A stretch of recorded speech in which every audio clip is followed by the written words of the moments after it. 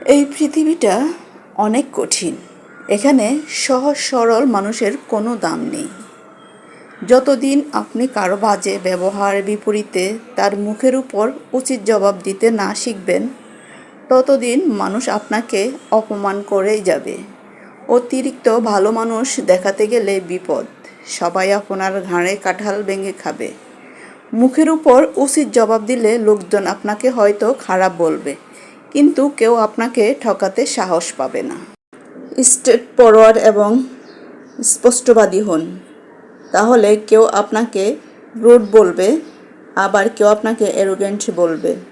কেউ বলবে বেয়াদব, আবার মাঝে মাঝে নিজের আত্মসম্মান বজায় রাখার জন্য একটু রুড, অ্যারোগ্যান্ট, বেয়াদব হওয়া দরকার। দুনিয়ার সব কিছুর সাথে আপোষ চলে, কিন্তু নিজের আত্মসম্মানের সাথে আপোষ চলে না। আপনার ভালো মানুষের যোগ্য সবাই না। নরম মানুষ পেয়ে সবাই বসে। যে যেমন ব্যবহারের যোগ্য তাকে তার প্রাপ্য বুঝিয়ে দিন। দিন শেষে আপনি ভালো থাকবেন। এখনকার যুগে ভালো মানুষের কোনো বাদ নেই।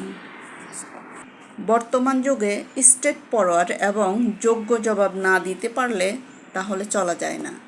আপনি যদি যোগ্য জবাব, যে যেমন ব্যবহার করবে তার পাশাপাশি বিপরীতে আপনি যদি যোগ্য জবাব দিতে পারেন, তাহলে আপনি এই যুগে বা বর্তমান যুগে চলতে পারবেন, ভালো থাকবেন এবং সবার সাথে মিলে চলতে পারবেন। আর যদি যোগ্য জবাব না দিতে পারেন, তাহলে আপনাকে সবসময় কষ্টই পেতে হবে, মানুষের কথা শুনতে হবে। মানুষের বিপরীতে স্পষ্টভাবে বিপরীত জবাবটা দিতে পারেন, তাহলে সমাজে আপনি সবার কাছে ভালো থাকতে পারবেন। আর যদি না জবাব দিতে পারেন, তাহলে সবার কাছে আপনাকে কথা শুনতে হবে, অপমানিত হতে হবে এবং মানুষ যে কোনো সময় আপনাকে একটা কথা বলতে তখন পিছপা হবে না।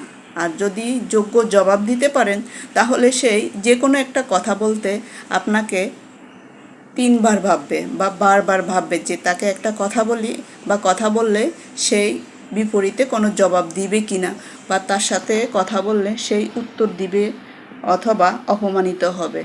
এর জন্য নিজেকে শক্ত করতে হবে। নিজে যদি শক্ত না হন, তাহলে সবার কাছে লাঞ্ছিত হতে হবে এবং কথা শুনতে হবে।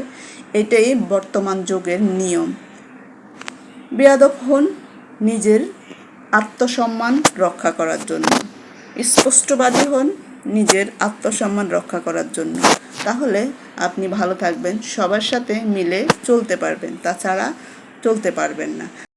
আমার ভিডিওটি আপনাদের কেমন লাগলো? যদি ভালো লেগে থাকে লাইক, কমেন্ট, শেয়ার করে পাশে থাকবেন। সবাই ভালো থাকবেন, সুস্থ থাকবেন। আর যদি কারো মনে একটু কষ্ট হয়ে দিয়ে থাকি, তাহলে ক্ষমা দৃষ্টিতে দেখবেন। সবাই ভালো থাকবেন, সুস্থ থাকবেন। আল্লাহ হাফেজ। আসসালামু আলাইকুম।